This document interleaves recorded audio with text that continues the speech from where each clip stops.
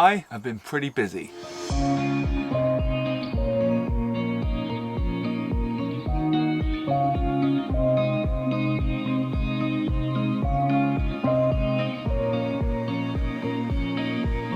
Now I have been very busy mapping out where all this electrical stuff's going to go and cutting all of the perfectly sized holes for each gauge of wire. Now working out where everything was going to go was a lot more difficult than it sounds, but once I had it mapped out in my brain, it all came together pretty quickly. I then drilled holes for each individual wire, just so that when I start connecting everything, it's going to be very tidy. This is the live bus bar. We've got the DC to DC charger, we've got the 12 volt fuse box, we've got the smart shunt, we've got the solar charger which we installed last week, we've got the battery cutout, and we've got the ground bus bar as well. So I guess all there is to do now is start connecting these wires.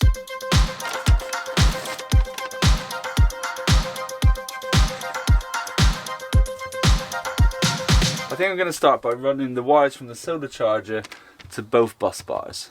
Now the thing to remember when you're wiring any of this up is all of these wires are different sizes, which means, I mean, this is a 10mm wire, which means that it has a 10mm adapter, but also all of the connectors, like here, all have a different size bolt on them. So it's always really important to get organised. So here's what I've done. I've laid them all out, all in their specific sizes, and I've marked what size wire it goes in, so that's the 70, and then what size bolt that it actually fastens to as well, so that's a 10. And I've also made a note of the size of the nuts up on the top here as well, and also the size of the wires that are going to come through which holes. And the only reason why I've done it like this is because I'm a very visual person, and I like to just have everything set out so that I'm not second guessing myself that I might have put the wrong connector on. Now, this is the thing to remember when you do any of this, is that if you're going to try and be tidy like me, you've got to make sure that this actually fits through there, and it doesn't. So I have to feed the wire first before I connect this part.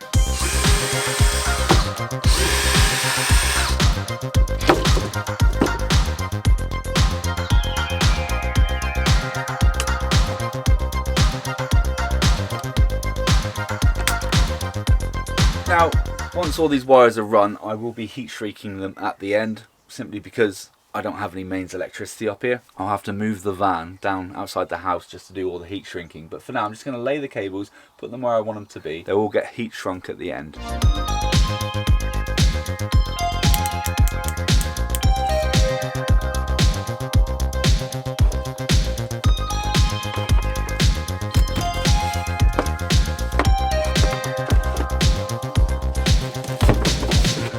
So here's something that I had to think about, because there's actually a center strut on the support for the bed. The wires that need to come from this side to this side, I've had to make holes in the front, which you won't see it because the wheel arch will be here anyway. But so the wire goes in, down, through there and up. Probably not ideal, but it's still going to be a lot tidier than having wires going everywhere.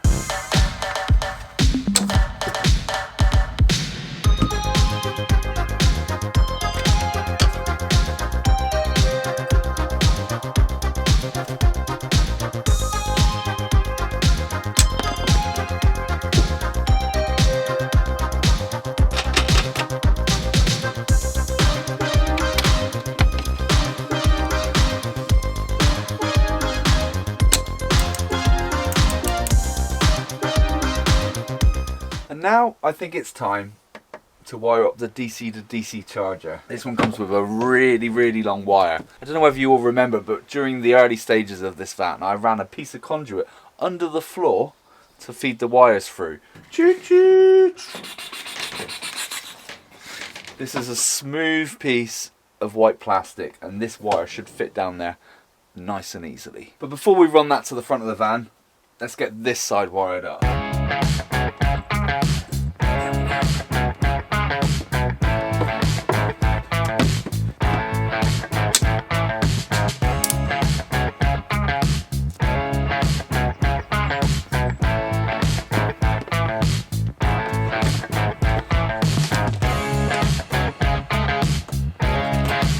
And now what I need to do is find the hole in the floor, which is now covered with vinyl, which is there, and feed the long wire right through to the front.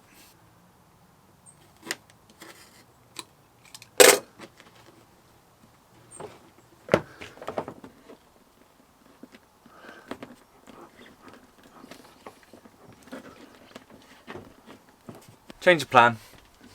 Like all the conduit that I've laid in this van, it's all completely pointless. I'm not going to be using that because it's too tight. Even though the conduit I put in was going to be thick enough to take a wire even bigger than this, it just won't feed through. So I figured that there's actually a quicker route anyway. I can come out through here, through this hole here, and then through behind the toilet and behind the kitchen where that's going to go, and straight to the front. You're not going to see any of the wires anyway, and it just means that I don't have to come up that side and then work all my way back up here and then back in. It's a shorter run anyway, so that's what I'm going to do.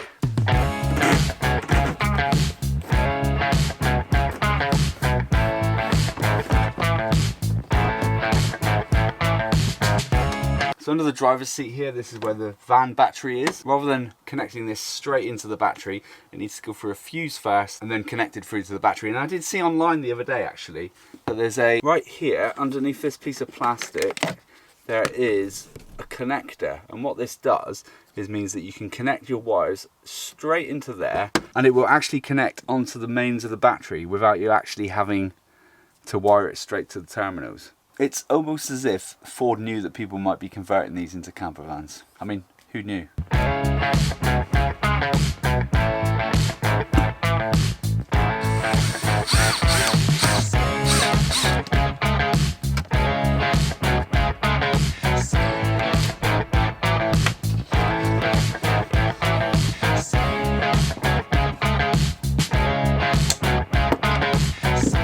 And now that this is wired up as much as it can be, I'm not plugging it in yet because I don't want to start sending any sort of charge to this yet until I've got my leisure battery sorted.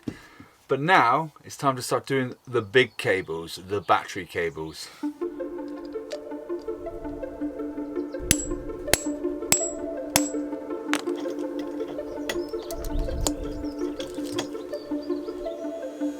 What's really frustrating, right? So I've got this heat shrink that's supposed to fit this sort of gauge of wire, and it fits it, but it just won't go over the rubber casing around it.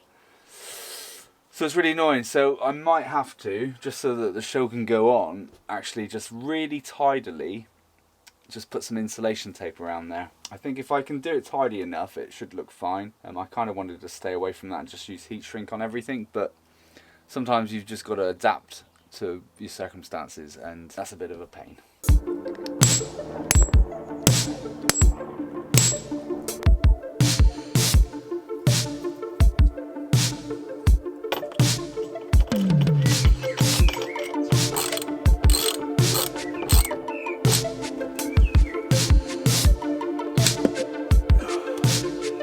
One of the things that you need to think about when you're cutting these wires, you have to leave it long enough so that you can still use your little tool to crimp it.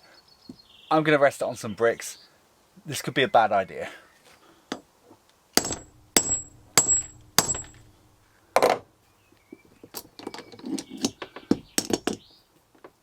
Yes!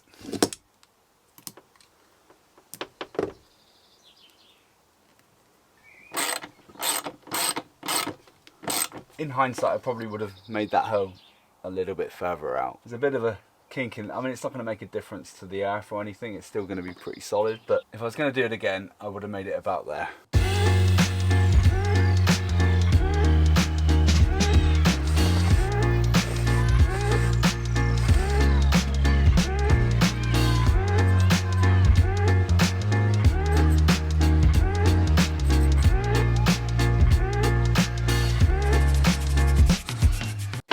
I've just realised something whilst I've been playing around with all this, and the thing that I've realised is that this doesn't have to be in here, it doesn't have to be against this wall. I can just pick it out and take it outside and connect everything.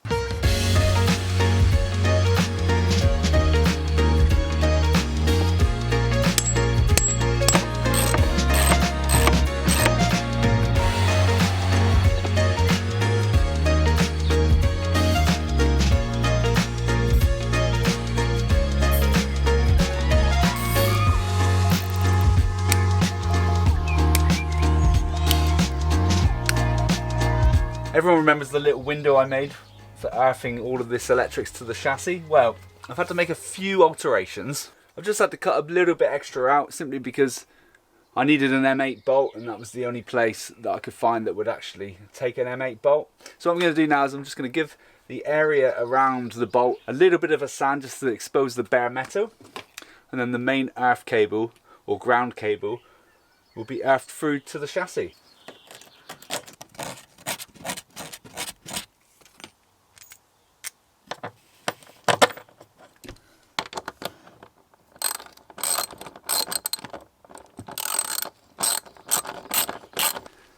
Now before I refit it, connect up the earth and all the other wires, I don't know whether you remember, but last week I had to run down here some new wires because of the solar and everything. I couldn't get it down through the conduit. Well, I did also mention that I needed to do the same up here for the reading lights. So before I connect that, because I want to get the wires ran down through the wall, through that conduit and out the other side, I'm going to have to take the trim off nice and quickly, nice and elegantly.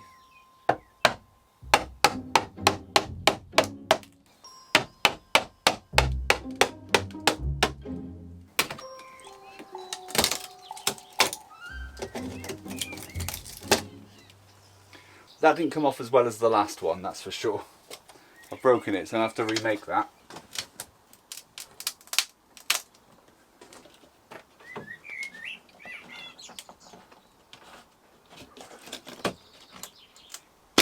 Even though this one broke, it still didn't mark the wall up as much as I thought it was going to. If in doubt, just cut some slats to run some wires. Easy, because there's got to be two lights. So there's one reading light just here and one on that side. Now, I've realised it would have been easier to come down there and then along this wall.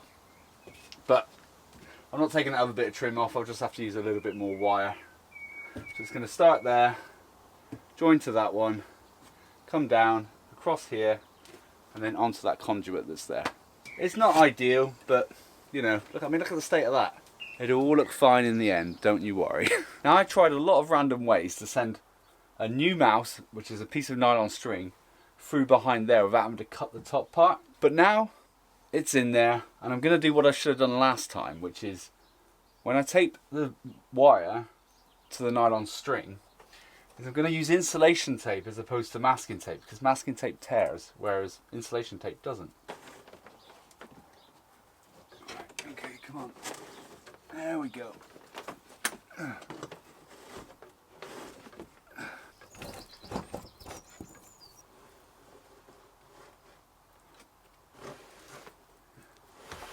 Yes, it's out. Okay, so now I have a wire coming from over here, behind here, and I have another wire for here running all the way down. So that's two wires out the bottom here. And now what I need to do is run them through this piece of conduit here, which will then go all the way along there, and then along that conduit there. Now it's always pretty important to keep your work areas pretty tidy when you're doing things like this, so you don't get confused. In other words, you know, don't have it looking like that because it's a mess.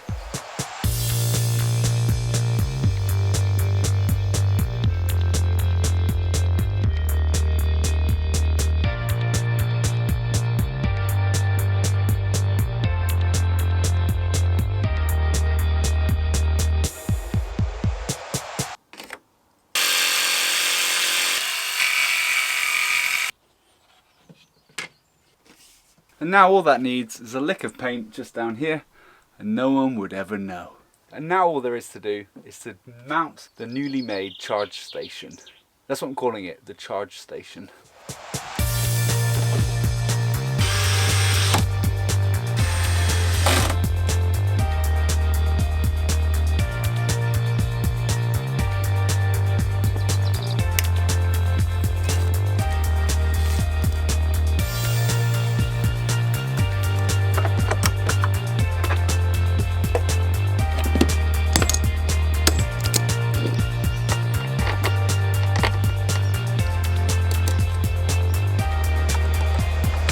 So, all in all, I'd say that was a pretty successful day.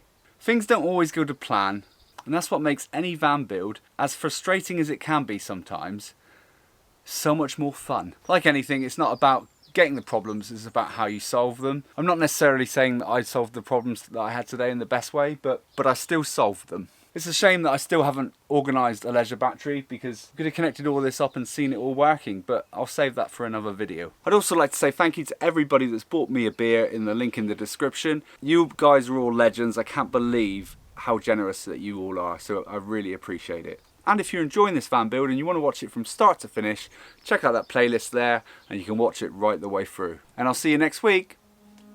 Cheers!